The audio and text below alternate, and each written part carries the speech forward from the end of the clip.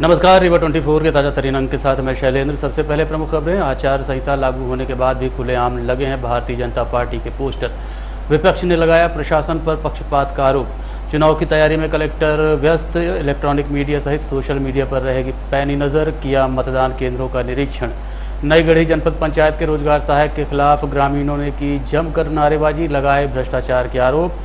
और मतदान दलों का प्रशिक्षण कार्यक्रम शुरू, 13 से 17 अक्टूबर तक चलेगा प्रशिक्षण। इन खबरों सहित अन्य खबरें विस्तार से। चुनाव आयोग के द्वारा अधिसूचना जारी किए जाने के बाद भी शहर के विभिन्न स्थानों पर लगे भारतीय जनता पार्टी के पोस्टर और बैनर पर विपक्ष ने गहरी आपत्ति जताई है, साथ ही प्रशासन पर आरोप लगाया है। कांग्रेस पार्टी के जिला अध्यक्ष राजेंद्र शर्मा ने आरोप लगाया है कि अधिसूचना जारी होने के बाद सभी पार्टियों के पोस्टर बैनर हटाने के निर्देश जारी किए गए और 48 घंटे के भीतर सभी पोस्टर बैनर शहर से गायब हो गए, लेकिन भारतीय जनता पार्टी के पोस्टर बैनर नहीं हटाए जा रहे हैं, जो आदर्श आचार संहिता का खुला उल्लंघन है। शहर के शिल्पी प्लाजा, साईं मंदिर और चिरहुला मार्ग में कई स्थानों पर बड़े बड़े बैनर और पोस्टर अभी भी देखे जा रहे हैं, जिसे लेकर विपक्ष में सीधी आपत्ति जताई है। बताया जा रहा है कि इस संबंध में जिलाध्यक्ष राजेंद्र शर्मा के द्वारा शिवराज सिंह चौहान को ट्वीट कर जानकारी भी दी गई। कांग्रेस जिलाध्यक्ष राजेंद्र शर्मा ने प्रशासन की इस लापरवाही पर आपत्ति जताते हुए कहा कि अब आचार संहिता लागू हो चुकी है और सभी से कड़ाई से पालन कराए जा रहे हैं, तो फिर भारतीय जनता पार्टी को इतनी छूट क्यों दी जा रही है। यदि प्रशासन निष्पक्ष है तो सभी पार्टियों के साथ भारतीय जनता पार्टी के भी पोस्टर बैनर हटाए जाएं। वहीं एसडीएम शैलेंद्र सिंह ने कहा कि मामले को संज्ञान में ले लिया गया है और जल्द ही बचे हुए पोस्टर बैनर हटवाए जा रहे हैं। हाँ, आज मेरे भी नॉलेज में आया कि वंदे भारत ट्रेन पे आभार प्रकट करते हुए एक कोई नागरिक मंच के द्वारा एक होर्डिंग लगाई गई है रीवा में कई स्थानों पे, जिसमें उन्होंने भारतीय जनता पार्टी और स्थानीय जो हम जनप्रतिनिधि हैं यहाँ के, उनको आभार व्यक्त किया है कि वंदे भारत ट्रेन खोलने की। मैं आप लोगों को बताना चाहता हूँ कि मध्य प्रदेश में आचार संहिता चुनाव की लागू हो चुकी है। आगामी 17 नवंबर को चुनाव होने और ऐसे समय में आदर्श आचार संहिता के अनुसार किसी भी किस्म का ऐसा विज्ञापन जो किसी राजनीतिक दल का प्रचार करे, वो लगाना जो है अवैध है। और हम प्रशासन से इस बात की मांग करते हैं, चुनाव आयोग से इस बात की मांग करेंगे कि जो दोषी लोग हैं उनके खिलाफ कार्यवाही की जाए। और चुनाव आयोग का और प्रशासन, जिसमें जिला निर्वाचन अधिकारी का इस समय कर्तव्य है कि वो रीवा में एक निष्पक्ष और स्वतंत्र चुनाव सुनिश्चित करें। आपने इस संबंध में क्या प्रशासनिक अधिकारियों से चर्चा की कि आखिर ये क्या है उल्लंघन? मैंने उनके नॉलेज में ला दिया। मैंने उनको बताया कि गलत काम हो रहा है, इसको दिखवा लीजिए, आप इसको सुधार करिए। मुझे ये भी पता चला कि कुछ होर्डिंग्स हटाई भी गई हैं आज प्रशासन के द्वारा। अभी ये वाली हटी कि नहीं हटी ये नहीं मालूम मुझे, हटाई जा रही है। आचार संहिता का उल्लंघन है मेरे अनुसार, ये आचार संहिता का उल्लंघन है। अभी किसी किस्म के ना तो निर्वाचन का काम शुरू हुआ, ना अभी हमारा लेखा जोखा शुरू हुआ। एक बार जब लेखा जोखा शुरू हो जाता है तो फिर उसके बाद वो चुनावी खर्चे में शामिल होता है, पर आज की तारीख में तो ऐसा नहीं किया जा सकता। देखिए, रीवा जिला अंतर्गत और पूरे मध्य प्रदेश में आदर्श आचरण संहिता प्रभावशील हो गई है और उसमें अलग अलग प्रावधान हैं कि कार्यालयों के लिए 24 घंटों में, फिर कार्यालय के परिसर के भीतर के जो इस तरह के सामान्य रूप से सामान्य स्थितियों में सभी प्रकार के इस प्रकार के होर्डिंग, विज्ञापन, योजनाओं का प्रचार प्रसार, जनप्रतिनिधिगण, सम्मानीय और अन्य व्यक्तियों के, सम्रांत व्यक्तियों के फोटोग्राफ्स आदि लगे रहते हैं। लेकिन आचार संहिता के दौरान इन सब चीज़ों पर सावधानी बरतते हुए आयोग ने अलग अलग तय समय सीमा दी हुई है और उनके दौरान इनको सार्वजनिक स्थलों से, ऐसी जगहों से हटाया जाना है। हम लोगों को कलेक्टर महोदया द्वारा निर्देशित किया गया है कि सभी लोग, कार्यालय प्रमुख सारे के सारे जिला प्रमुख, सारे हमारे जिला, जनपद पंचायत, नगरीय निकाय, नगर निगम, नगर पालिकाएँ इस नियम का पालन कराएं। तो उस नियम का पालन कराने की कार्रवाई की जा रही है। इसके लिए कार्यपालिक मजिस्ट्रेट आदि भी लगे हुए हैं और ये प्रयास है कि इसको जल्दी से जल्दी जो आदर्श आचरण संहिता के प्रावधान हैं उनका पालन करा दिया जाए। और ये भी है कि आपके द्वारा ये संज्ञान में आया है कि कहीं कहीं अभी संभव है कि बहुत बड़े स्तर पे, और रीवा क्योंकि महानगर की तर्ज पे बढ़ता हुआ बड़ा शहर है और हमारा जो क्षेत्रीय क्षेत्रफल भी है मध्य प्रदेश के सबसे बड़े ज़िलों में है, तो संभव है कि कोई एक दो स्थान ऐसे रह गए हों, तो हम उन लोग को उन जगहों को परीक्षण करके और शीघ्र इसको आयोग के निर्देशन। विधानसभा चुनाव की तिथि निर्धारित हो जाने के बाद अब मतदान दलों का प्रशिक्षण कार्यक्रम शुरू हो चुका है। विधानसभा चुनाव के लिए रीवा तथा मऊगंज जिले के सभी 8 विधानसभा क्षेत्रों में 13 से 17 अक्टूबर तक पहले चरण का प्रशिक्षण कार्यक्रम शुरू किया गया है। 17 नवंबर को मतदान के लिए मतदान दलों का गठन किए जाने के बाद अब प्रशिक्षण कार्यक्रम शुरू कर दिया गया है। प्रशिक्षण के दौरान मतदान दलों को चुनावी सामग्री सहित ईवीएम के संबंध में शुरुआत से अंत तक जानकारी दी जा रही है। मतदान दलों का ये प्रशिक्षण कार्यक्रम शासकीय आदर्श विज्ञान महाविद्यालय, रीवा के ठाकुर रणमत सिंह महाविद्यालय, विधि महाविद्यालय में शुरू हो चुका है, जो 17 अक्टूबर तक कराया जाएगा। जिला निर्वाचन अधिकारी प्रतिभा पाल ने बताया कि सभी प्रशिक्षक केंद्रों में प्रतिदिन 2 पारियों में प्रशिक्षण कार्यक्रम चलेगा, जिसमें सुबह 10 बजे से दोपहर 1:30 बजे तक और 2 बजे से शाम 5 बजे तक निरंतर प्रशिक्षण चालू रहेगा। इस दौरान मतदान कर्मियों को मास्टर ट्रेनिंग के लिए प्रशिक्षण किया जा रहा है। इसके बाद नॉमिनेशन दाखिल होने के बाद एक बार फिर फाइनल प्रशिक्षण दिया जाएगा। इसमें जितने भी हमारा जो मतदान दल होगा उसके प्रशिक्षण, प्रारंभिक प्रशिक्षण चल रहा है। 2 चरणों के प्रशिक्षण होंगे। प्रथम चरण में 13 से 17 तारीख तक प्रशिक्षण दिया जाएगा। दूसरा चरण जो होगा वो नॉमिनेशन होने के बाद होगा। इसमें प्रथम श्रेणी के प्रशिक्षण में पूरे ज़िले का प्रशिक्षण एक साथ करवाया जा रहा है और इसके लिए मास्टर ट्रेनर्स लगे हुए हैं और सभी जगह पर ये मॉडल स्कूल में, लॉ कॉलेज में और TRS जो कॉलेज है यहाँ पर ये प्रशिक्षण का आयोजन हो रहा है। नई गढ़ी जनपद पंचायत के ग्राम पंचायत बदौआ के ग्रामीणों ने रोजगार सहायक के खिलाफ जमकर नारेबाजी की और उचित कार्रवाई की मांग की है। मामला जनपद पंचायत अंतर्गत नई गढ़ी के ग्राम पंचायत बदौआ से है, जहां सैकड़ों की संख्या में माताएं, बहनें और ग्रामीण जन इकट्ठा हुए और ग्राम पंचायत सरपंच एवं रोजगार सहायक जागेश्वर मिश्रा के खिलाफ मोर्चा खोल दिया। ग्रामीणों का कहना है कि रोजगार सहायक ने लाडली बहनों से आवास का आवेदन लिया था, लेकिन जब लिस्ट आई तो लिस्ट से उनका नाम गायब था। ग्रामीणों ने रोजगार सहायक के ऊपर अवैध वसूली का भी आरोप लगाया। महिलाओं ने रोजगार सहायक हाय हाय के नारे लगाए, वहीं रोजगार सहायक को हटाए जाने की भी मांग की है। यहाँ जागेश्वर मिश्रा को यहाँ से हटाया जाए और जो मेरा फार्म है वो मेरा फार्म रिजेक्ट कर दिया गया है। सबके फार्म मेरा जागेश्वर मिश्रा यहाँ किस पद पर पदस्थ है? सेक्रेटरी सहायक है।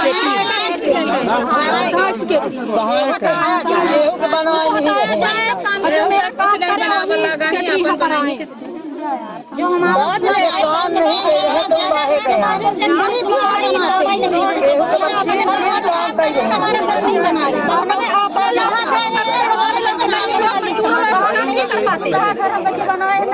मेरे यहाँ के DRS हम ही लेके आप इस बगीचे में एकत्रित हुए। जी, समस्या ये है, हमारी ये बहनें जो खड़ी हुई हैं और हमारा अनुरोध है नरेंद्र मोदी जी से कि बहना जो हमारी ये खड़ी हैं इनकी जल्द से जल्द कार्रवाई की जाए, सुनवाई की जाए। और हमारे यहाँ समस्या साहब मीडिया प्रभारी जी से हमारा ये निवेदन है कि हमारे यहाँ ना तो पानी का साधन है और ना तो रोड का साधन है। हम लोग कोई भी आदमी बीमार पड़ जाते हैं तो घर से कंधे तक लाते हैं, 1 किलोमीटर दूर में रोड है। हम लोगों ने कई बार ग्राम सभा में रोड के लिए बोला सहायक सेक्रेटरी जी से कि अनुमोदन कर लीजिए, प्रस्ताव मेरा रख लीजिए। रखे, कई बार रखे, लेकिन आज तक कोई सुनवाई नहीं हुआ। श्रीमान जी, आप लोगों के पास 5 साल में एक बार यह अधिकार आता है, मताधिकार। जी है ना, और आप लोग मत देते हैं और यही लोग यहाँ पर सरपंच विधायक बनते हैं। जी। इसके बाद आपकी समस्याएं नहीं सुनी जाता है। तो न तो कभी हमारे यहाँ विधायक की समस्या हमारी लोगों की सुनी और ना तो हमारे ग्राम पंचायत के सरपंच और सेक्रेटरी ये कोई नहीं सुनते हैं। हम लोग आवेदन देके से आपने बताया कि मुझे पानी की समस्या। जी हमने बताया, लगभग आज 20 दिन पहले बताया। रोजगार सहायक हमारे यहाँ जागेश्वर मिश्रा हैं, उनके द्वारा ये भी बोला गया है कि हमारे वो विधानसभा अध्यक्ष महोदय जी हैं, जिसको जो शिकायत करना है तो कर लीजिए, कोई कुछ नहीं कर पाएगा मेरा। ये भी जागेश्वर मिश्रा के द्वारा बोला गया है। और हमको धमकी दिया गया है, जो कि मैं एक भारतीय जनता पार्टी का सक्रिय कार्यकर्ता हूँ, मैं मंडल का पदाधिकारी हूँ। और जब ये मेरे को इस तरह से बोला गया है तो ये गरीब क्या करेंगे। मेरा नाम लालजी पांडे है।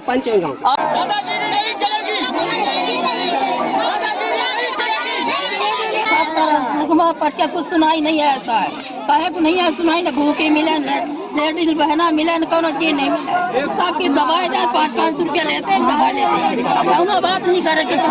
रीवा कलेक्टर प्रतिभा पाल चुनाव की तैयारी में पूरी तरह से जुट गई हैं। उन्होंने बताया कि विज्ञापन प्रमाणन और पेड न्यूज की सतत निगरानी की जाएगी। इस दौरान कलेक्टर ने मतदान केंद्रों का निरीक्षण भी किया। विधानसभा निर्वाचन 2023 में इलेक्ट्रॉनिक मीडिया के विज्ञापनों के प्रमाणन तथा पेड न्यूज पर निगरानी के लिए जिला स्तरीय मीडिया मॉनिटरिंग एवं सर्टिफिकेशन कमेटी SCMC का गठन किया गया है। इसके लिए SCMC सेंटर सहायक संचालक पिछड़ा वर्ग कार्यालय कलेक्ट्रेट परिसर से निर्वाचन संबंधी कार्यवाहियां संचालित की जा रही हैं। कलेक्टर एवं जिला निर्वाचन अधिकारी श्रीमती प्रतिभा पाल ने SCMC सेंटर का निरीक्षण किया। उन्होंने कहा कि आवश्यक उपकरण तत्काल संधारित करके निर्वाचन आयोग के निर्देशों के अनुसार मॉनिटरिंग की कार्यवाही सुनिश्चित करें। इलेक्ट्रॉनिक मीडिया के प्रसारण के लिए निर्धारित प्रपत्र में आवेदन लेकर तत्काल अनुमति जारी करें। सोशल मीडिया पर भी लगातार निगरानी रखें। पोलिंग बूथ का जो निरीक्षण किया गया है, चूँकि अपने यहाँ विधानसभा निर्वाचन की तैयारियां शुरू हो चुकी हैं और सभी 8 विधानसभाओं में पोलिंग बूथ की जो तैयारियां हैं, चाहे वो रैंप की व्यवस्था हो, पोलिंग बूथ में लिखावट का काम हो, शौचालयों की व्यवस्था हो, ये सभी व्यवस्थाएं दुरुस्त करने का लगातार अभियान चल रहा है। और चूंकि अब निर्वाचन की घोषणा भी हो चुकी है, तो इसीलिए लगातार सभी CO जनपदों को इसके लिए नोडल अधिकारी बनाया गया है कि वो अपने अपने कार्यक्षेत्र के सभी मतदान केंद्रों की जो भी अवसंरचनात्मक सुदृढ़ उनको करना है, वो सभी काम CO जनपदों द्वारा किए जाने हैं। RO सभी उसका सुपरवाइज उसको कर रहे हैं। कल हम लोगों ने जवा के मतदान केंद्रों का निरीक्षण किया, जो कि सिरमौर विधानसभा में आता है, और कुछ ऐसे मतदान केंद्र हैं जो अपने दूरस्थ थे। मतदान केंद्रों का जो इंफ्रास्ट्रक्चर है वो सही अच्छी दशा में था। कुछ नए भवन भी बने हुए हैं, लेकिन कुछ जगह जहां शौचालय सही करने के निर्देश दिए गए, कुछ जगह लिखावट का काम अभी शुरू नहीं हुआ था, तो वो जल्दी कराने के निर्देश दिए गए। तो कुल मिलाकर के चूँकि अपने यहाँ आचार संहिता प्रभावी हो गई है, लगातार चुनाव की तैयारियां चल रही हैं, और चुनाव का बहुत महत्वपूर्ण पहलू है कि जो मतदान केंद्र हैं वो भली प्रकार की अवस्था में रहें, और मतदान के दिन जो सभी मतदाता पूरे जिले भर के 18 लाख से अधिक मतदाता जब मतदान केंद्रों में पहुंचे तो उन्हें किसी भी प्रकार की कोई असुविधा नहीं। पोलिंग बूथ को लेकर जो व्यवस्थाएं हैं वो ROs की जवाबदारी सभी विधानसभाओं में है। ओवरऑल जो नियंत्रण है और नोडल अधिकारी है वो CO जिला पंचायत को बनाया गया है। नगरीय क्षेत्र में कमिश्नर नगर निगम उसके नोडल रहेंगी, ताकि अपने अपने क्षेत्र के जो पोलिंग बूथ हैं उनमें कोई भी काम ऐसा है, चाहे वो पानी की व्यवस्था हो, शौचालय की हो, रैंप की हो, बिजली या फर्नीचर की हो, उनको सभी को दुरुस्त कराया जा सके। इसके साथ ही साथ सभी विधानसभाओं में अब अपने कंट्रोल रूम भी प्रभावी हो गए हैं। कंट्रोल रूम में जिन अधिकारियों की ड्यूटी लगी है वो पूरी 3 शिफ्ट में पूरे समय उपलब्ध रहें, और कोई भी किसी भी प्रकार का विषय या किसी भी प्रकार का पॉइंट कंट्रोल रूम में आता है तो उसका निराकरण तय समय सीमा में किया जाए। इसके अलावा अपनी MCMC का जो कंट्रोल रूम है वो भी शुरू हो चुका है पिछले 3-4 दिनों से, और MCMC का जो कंट्रोल रूम है उसका मुख्य कार्य ये रहेगा कि कोई भी राजनीतिक दल या आने वाले समय में कोई भी प्रत्याशी अपने यहाँ कोई भी प्रिंट खासकर इलेक्ट्रॉनिक मीडिया में या केबल चैनल्स पे किसी प्रकार का प्रचार प्रसार करेंगे तो उन्हें एक बार पहले मीडिया कमेटी से प्री सर्टिफिकेशन कराना होगा, और प्री सर्टिफिकेशन के बाद ही इस तरीके की गतिविधियां की जा सकेंगी। साथ ही ये कमेटी अखबारों में आने वाली पेड न्यूज़ पर भी अपनी नज़र रखेगी, और कहीं भी अगर पेड न्यूज़ या इस प्रकार का कोई आर्टिकल पाया जाएगा तो उसे भी जो संबंधित व्यक्ति होंगे या संबंधित पार्टी है उनके व्यय लेखा में उसको जोड़ा जाएगा। तो इस तरीके की तैयारियां, इस तरीके की टीम भी फंक्शनल हो चुकी है। विधानसभा निर्वाचन 2023 के मद्देनजर अवैध मदिरा के विरुद्ध आबकारी विभाग द्वारा रीवा जिले में विभिन्न जगहों पर कार्रवाई की गई। कलेक्टर रीवा श्रीमती प्रतिभा पाल द्वारा आगामी विधानसभा चुनाव के निष्पक्ष संपादन हेतु मदिरा के अवैध विक्रय, संग्रहण एवं आसवन पर कार्रवाई हेतु विशेष उपलब्धन दल बनाया गया है। उक्त दल द्वारा आज वृत्त रीवा बा में कार्रवाई की गई। कार्रवाई के दौरान आबकारी दल द्वारा रात्रि गश्त के दौरान 4 व्यक्तियों के कब्जे से मदिरा बरामद कर प्रकरण कायम किए गए। रीवा जिले में चल रहे नियम विरुद्ध स्टोन क्रशर्स के विद्युत कनेक्शन विच्छेद किए जाने का आदेश 7 अगस्त 2023 को कार्यपालन अभियंता मध्य प्रदेश एवं पूर्व क्षेत्रीय विद्युत वितरण कंपनी द्वारा दिया गया था, लेकिन बाद में कुछ गिने चुने कनेक्शनधारी के कनेक्शन नहीं काटे गए। क्या है पूरा मामला, बता रहे हैं एडवोकेट बीके माला। माननीय न्यायालय में हमने एक रिट फाइल की थी, जिस रिट की सुनवाई करते हुए माननीय न्यायालय ने एनजीटी ने यह निर्देश जारी किया था कि जो अवैध तरीके से नियम विरुद्ध तरीके से क्रशर संचालित हैं उनके सरों पर तत्काल कार्रवाई किया जाना चाहिए। साथ में 13/9/2023 को एक आदेश पारित हुआ था। उस आदेश में माननीय न्यायालय ने निर्णय देते हुए यह भी कहा था कि दिया एक एजेंसी जांच व्यवस्था है, उसके अब दिया नहीं बल्कि सिया के तहत कार्रवाई होनी चाहिए, सिया के रेगुलेशन के तहत पर्यावरण एनओसी मिलनी चाहिए। और पूर्व पर्यावरण अधिकारी प्रदूषण नियंत्रण अधिकारी रीवा बुंदेला जी ने सभी क्रशरों की विद्युत विच्छेद करने के लिए निर्देश जारी किए गए थे, उसी आधार में विद्युत विच्छेद की कार्रवाई हुई थी। साथ में जैसे बुंदेला जी का हस्तांतरण हो गया, बुंदेला जी कार्यालय पे हस्तांतरण होने के बाद श्री वाल्मीकि जी आ गए। वाल्मीकि जी के आने के बाद तुरंत महज 2 दिन के अंदर 3 क्रशरों को खोल दिया गया। वो स्टोन सम्राट stone crusher, Sunita Dwivedi stone crusher और एक स्टोन क्रशर और है जो वर्तमान में जनपद पंचायत के उपाध्यक्ष हैं, एक जनपद के अध्यक्ष हैं और एक सम्राट स्टोन क्रशर कुशवाहा जी हैं। ये 3 क्रशरों को श्री वाल्मीकि जी ने किस आधार पर खोलने का आदेश जारी किया? जब माननीय न्यायालय में प्रकरण विचाराधीन है, माननीय न्यायालय ने कोई निर्णय पारित इस आशय का नहीं खोलने का नहीं दिया, साथ में कई लोगों की पिटीशन भी खारिज हो गई, उसके बावजूद भी अधिकारी ने लेन देन करके महज 3 को खोल दिया।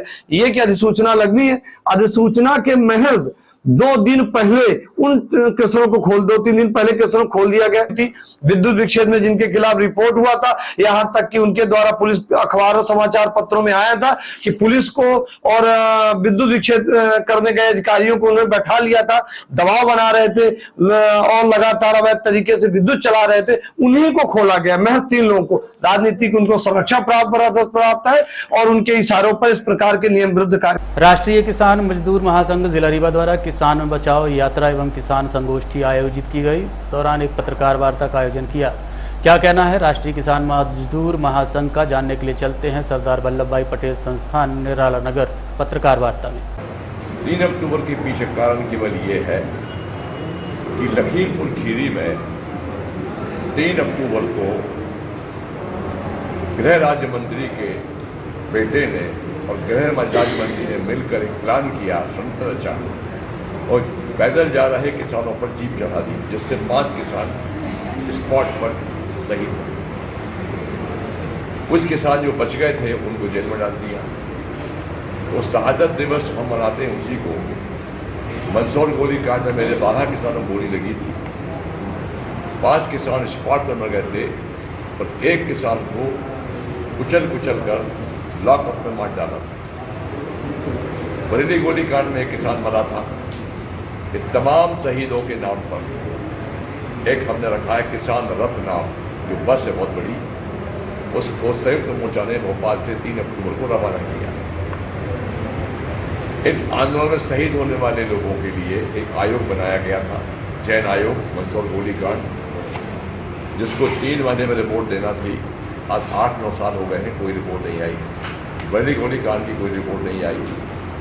और जो 750 किसान शहीद हुए थे दिल्ली आंदोलन में, सरकार ने हमको 5 बिंदुओं पर वचन दिया था कि हम प्रत्येक किसान को मुआवजा देंगे, एक परिवार में नौकरी देंगे, C2+50 के लिए एक कमेटी बनाकर गारंटी कानून तय करेंगे, पराली जलाने पर जो 1 करोड़ का तो नुकसान है, फाइन है, वो माफ़ करेंगे।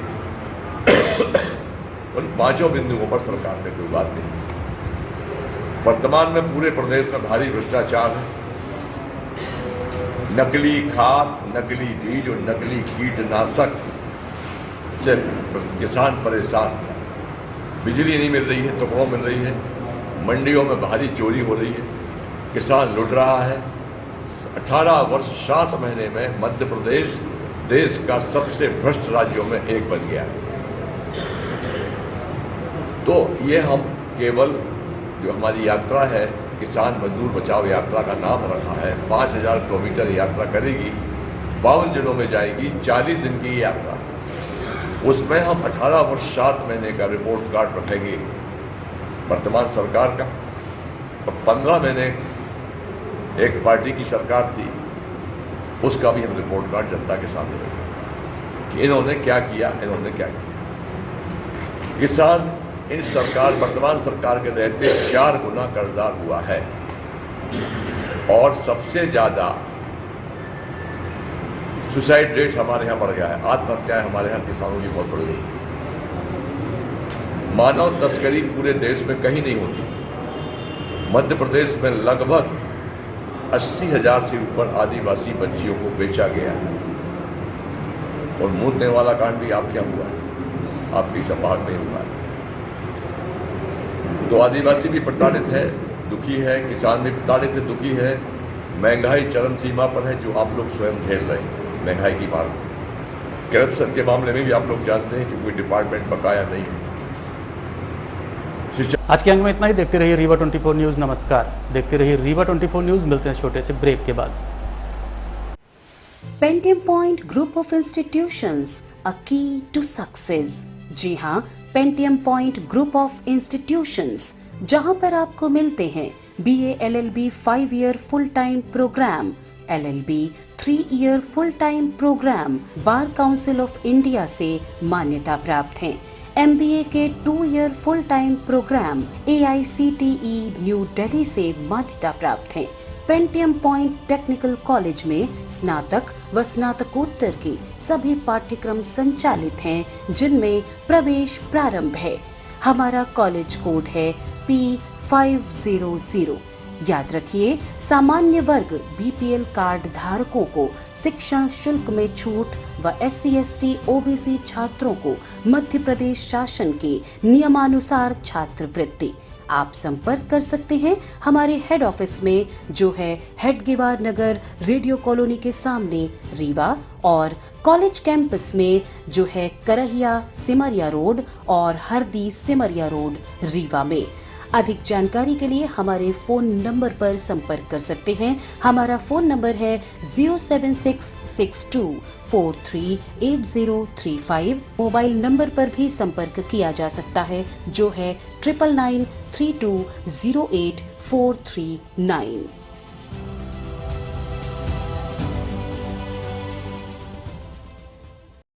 सिक्स यार्ड वीवर एसोसिएशन के तत्वाधान में विगत वर्ष की भांति इस वर्ष भी पारंपरिक गरबा डांडिया का आयोजन आगामी 17 अक्टूबर को आयोजित किया जा रहा है।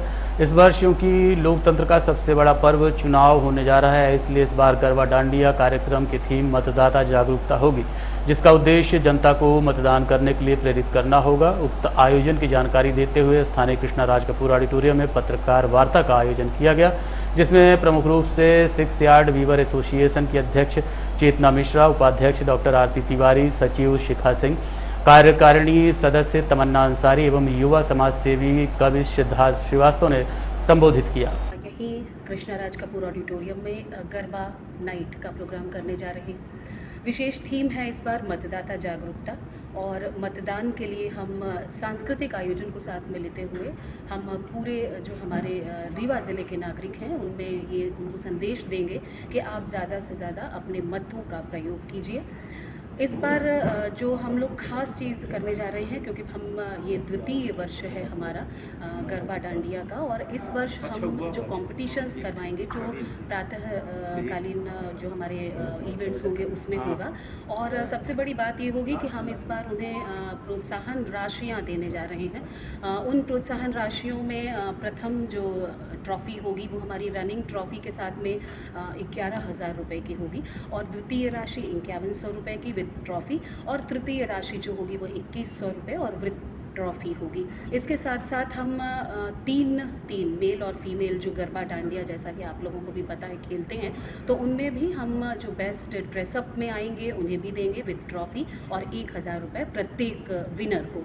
और इसी तरह से फीमेल में ड्रेसअप जो होगा उसका जो सबसे अच्छा cost All India Weavers Welfare Association six yards की तरफ से है, और हम लोग प्रतिवर्ष एक ग्रैंड गरबा नाइट का आयोजन करते हैं, जिसका नाम हमने अपने ट्रेडिशनल सिस्टम के हिसाब से लहरियो रखा है और इस लहरियो गरबा का कुछ किसी न किसी विशेष थीम को लेकर हम लोग चलते हैं कि ये केवल कल्चरल इवेंट तो रहे ही रहे, जो कि कल्चरल इवेंट का असर समाज में बहुत ज़्यादा होता है। जब हम सांस्कृतिक गतिविधियों के माध्यम से कोई अवेयरनेस प्रोग्राम करते हैं तो वो सबको समझ में आती है बात। तो इस बार की हमारी जो थीम है वो मतदाता जागरूकता है, क्योंकि समय उस तरह से चल रहा है कि हम अपना वोट दें और सबको इंस्पायर भी करें कि वो अपना वोट अपने तरीके से अपने स्वविवेक से और ज़रूर वोट डालें। इस विषय को हमने इस गरबा नाइट में लिया है और ये जैसा आप सभी को विदित है कि ये ऑल इंडिया 6 यार्ड्स जो है वीवर्स को सपोर्ट करने की संस्था है, जो जिसमें हम लोग ट्रेडिशनल अटायर को भी प्रमोट करते हैं, जैसे साड़ी। तो सारी हम सारे जो संस्था या एग्जीक्यूटिव मेंबर्स होते हैं वो हमेशा हर प्रोग्राम में साड़ी को ही सबके सामने प्रस्तुत करते हैं और स्पेशली हथकरघा साड़ियों को, कि ताकि हम बुनकरों को एक तरीके से उनको सपोर्ट करें और लोगों को बताएं। विभिन्न माध्यमों से शासन और प्रशासन जो काम कर रहा है, इस बार इस ग्रुप के द्वारा गरबा डांडिया के माध्यम से वो काम किया जाएगा और महिलाओं को, युवाओं को और हर वर्ग के लोगों को इस बार मतदान के लिए प्रेरित किया जाएगा। एक नया तरीका है, इसलिए गरबा डांडिया में इस बार ये विशेष ये चीज़ होगी और इसमें बहुत सारी सहयोगी संस्थाओं के लोग भी इसमें शामिल हैं, जो कि इस ग्रुप को ज्वाइन करके इसमें अपनी सहभागिता निभा रहे हैं। कुल मिलाकर के जितने भी ये समाजसेवी इस कार्यक्रम के आयोजक हैं, उनका उद्देश्य यही है कि समाज में जागरूकता आए। उसके विभिन्न माध्यम हो सकते हैं, उसके विभिन्न तरीके हो सकते हैं।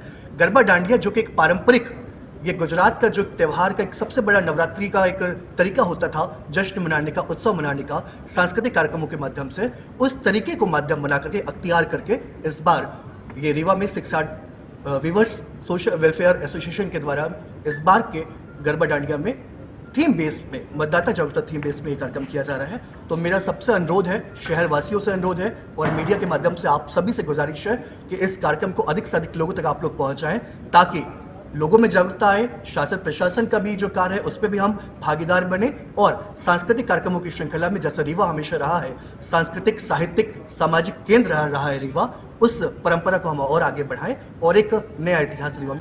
नवदुर्गा की स्थापना के लिए दुर्गा प्रतिमाएं बनकर तैयार हो चुकी हैं और कारोबार इस बार अच्छे व्यापार को लेकर काफी उत्साहित दिख रहे हैं।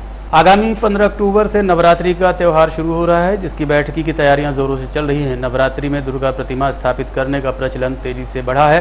कोरोना के बाद से लोग अब उत्साहित हुए हैं। जगह जगह दुर्गा प्रतिमाएं स्थापित कर पूजा अर्चना की जा रही है। हिंदू धर्मावलंबी नवरात्र के समय भक्तिभाव में डूबे रहते हैं। यही कारण है कि दुर्गा प्रतिमा बनाने वाले भी पिछले कई माह से प्रतिमा निर्माण कार्य शुरू कर देते हैं। हमने प्रतिमा निर्माण करने वाले कलाकारों से बातचीत की। भैया मैं तो अभी बनाने लगा हूँ, काफ़ी साल, मतलब 20 साल हो रहे हैं मेरे को। पापा जी मेरे 30 साल से बना रहे हैं, 40 साल से। उसके पहले हमारे दादाजी बनाते थे जबलपुर में।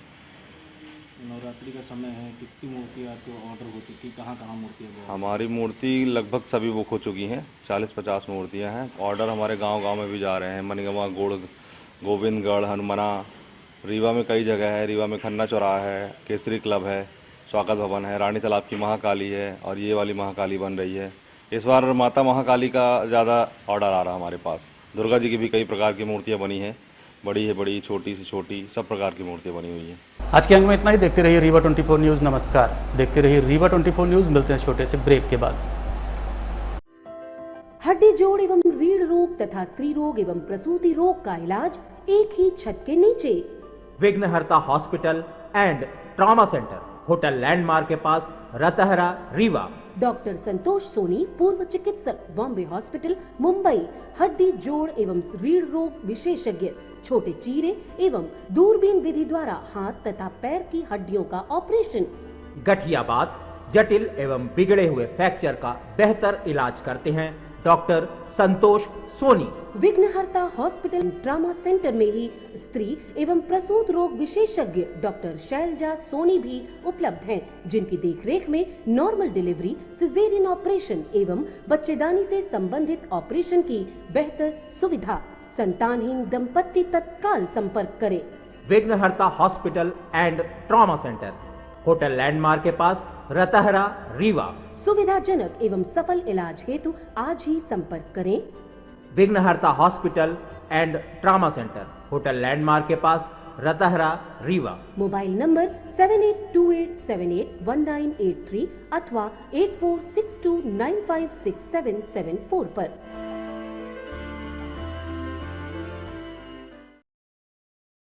रीवा में इन दिनों सेव की आवक बढ़ने से जहां एक और सेव का रेट कम हुआ है, वहीं व्यापारियों की भी बिक्री बढ़ी है। करहिया मंडी में इन दिनों फलों की भरमार है। अगर बात करें फलों की तो महंगे रेट सुनकर होश उड़ जाते हैं और मध्यम वर्गीय परिवार की पहुंच से दूर है। लेकिन इन दिनों जम्मू कश्मीर से कई इलाकों से सेब की आवक होने से अच्छा सेब सस्ते रेट पर मिल रहा है। मंडी व्यापारियों ने बताया करहिया मंडी बन जाने से पूरे ज़िले के व्यापारी यहाँ से फल लेने आते हैं। इतना ही नहीं, जो पहले इलाहाबाद, दिल्ली से मंगवाते थे, अब सीधे जम्मू से सेब मंगवा लेते हैं। रीवा के व्यापारी सीधे उत्पादक से जुड़े हैं, इसलिए जो सेब 100 रुपये में मिलता था अब 40 और 50 रुपये में मिल रहा है, जो सामान्य परिवार के पहुंच में भी है। पिछले वर्ष के अपेक्षा इस वर्ष थोड़ा सा पैदावार भी थोड़ा कम है, फिर भी भारी मात्रा में सेब रीवा मंडी में आ रहा है। ये कहाँ से आ रहे हैं सेब? ये जम्मू कश्मीर कई गांव ऐसे हैं जैसे सोफियान होगा, बलामूरा हो गया, सिपोल हो गया, श्रीनगर हो गया, ये बड़ी बड़ी मंडियाँ वहाँ लगती है सेब की। मानो पूरे हिंदुस्तान में सबसे बड़ी मंडी है जो अंतर्राष्ट्रीय सप्लाई है, विदेशों तक में वहाँ का सेब जाता है। तो यहाँ मतलब लगभग कितने ट्रक आ जाते हैं पर डे? मिनिमम हो गया 5-6 ट्रक डेली आमद है हमारे रीवा करहिया सब्जी मंडी में, और करीब करीब कुछ गाड़ियाँ यहाँ वहाँ भी आती होंगी। लेकिन रीवा करहिया मंडी जब से आई है तब से यहाँ की जो बिक्री और व्यापार बहुत तेज़ी से डेवलप हुआ है। बिक्री भी है, लोग गाँव 8 विधानसभा से जो क्षेत्र है यहाँ से लोग लेने आते हैं। यहाँ तक कि सपनी मैया जो जाने वाला जबलपुर तक लोग, इलाहाबाद जाने वाला भी व्यक्ति अब रीवा ही आता है सेब लेने। मतलब रीवा इसी कारण सस्ता हो रहा है सेब? क्या है ना कि पहले जो आवक थी वो मात्र दिल्ली से लोग मंगाते थे, कोई 50 डिब्बा, कोई 100 डिब्बा। अब रास्ते इतने क्लियर बन गए हैं और बड़ी बड़ी गाड़ियाँ यहाँ से आती हैं जम्मू कश्मीर, तो खाली नहीं आके सेब अपन जो डायरेक्ट जुड़ गए हैं उसका फ़ायदा जनता को हो रहा है। जो सेब 100 रुपये लोगों को पहुँच से दूर था, 100 रुपये लेने में लोग सोचते थे, अब तो नॉर्मल तरीके से आप गांव में 50 रुपये मिल जाएगा, ठेले वाले आपको 40 से 50 मिल जाएगा। लेकिन जो मध्यम वर्ग जो बेचारा कभी सेब सोचने के लिए कभी सोचता नहीं था कि सेब मिलेगा, लेकिन पर्याप्त मात्रा में हर वर्ग के लोग सेब का आनंद ले रहे हैं। क्या नाम है आपका? लखपति कछवा। आज के अंक में इतना ही। देखते रहिए रीवा 24 न्यूज़। नमस्कार। देखते रहिए रीवा 24 न्यूज़। मिलते हैं छोटे से ब्रेक के बाद।